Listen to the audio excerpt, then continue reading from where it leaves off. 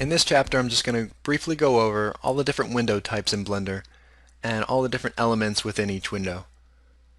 So if you take a look at this big window here in the middle, this is called the 3D view. At the bottom of the 3D view is something called a header. Now all window types have headers. They're just some horizontal toolbar that's either at the top or at the bottom of the window. And in the header, you have some menus, and on the very left side you have the window type menu. So we can change the 3D view into any of these window types. And all of the different windows over here all have that menu.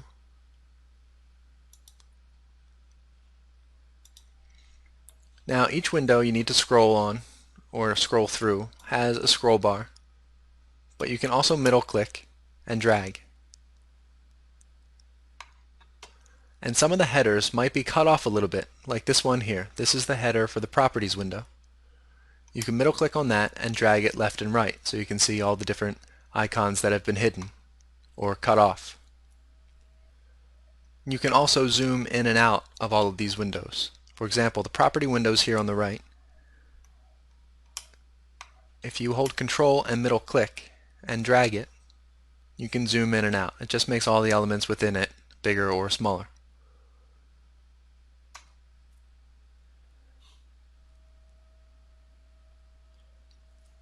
Now I'm going to explain the different window types by changing the 3D view window and briefly describing each window.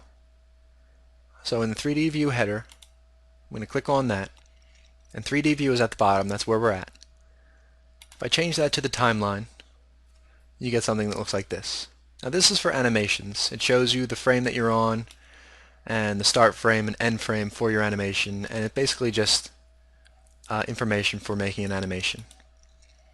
And the graph editor is the same thing. That's also for animations, and we'll be using that later. And the dope sheet, this is also for animations, but this gives you an overview of everything in the scene that's animated. And the NLA editor, that again is for animations. The UV image editor, this is where we're going to be UV unwrapping objects and applying texture maps to them.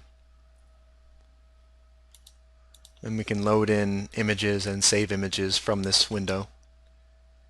Video sequence editor, this is for video editing. Obviously, movie clip editor is also for video editing. Text editor is a place that you can just add text files to create notes for the blend file, and you can also create Python scripts in the text editor. The node editor is for post-processing. It's what we use for sprucing up the render. We can add things like a glow filter or different kinds of effects, and even basic things like color balance and sharpening. Logic editor, now this is a window that we're going to be using later too. This is for creating games. You can create, or you can add all the different logic bricks from this window that create game logic for your games. Properties window, which is better suited when it's smaller like it is on the right side here.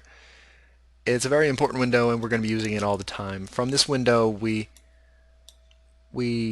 define pretty much everything, from camera options to render options to adding materials and textures for objects and adding cloth simulation, smoke simulation, modifiers, everything. We just use the properties window for everything.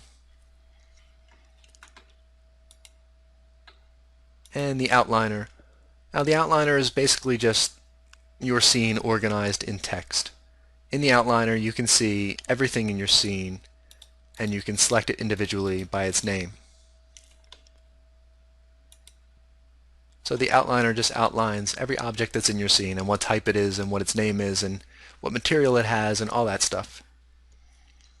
User preferences, well, that's user preferences. We'll be going over that and actually changing a few of them in the chapters to come. Info is just, I don't even know what this is. It's just feedback from different actions you perform in Blender, I guess. File browser is opening and loading files.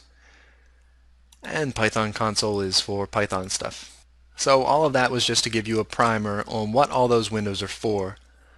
you might be going through them and looking at all this and looking at all the information contained on each window and just being completely overwhelmed by it. So that's just a basic idea of what each of those windows is for. And we're going to be using most of them in this volume and the volumes to come.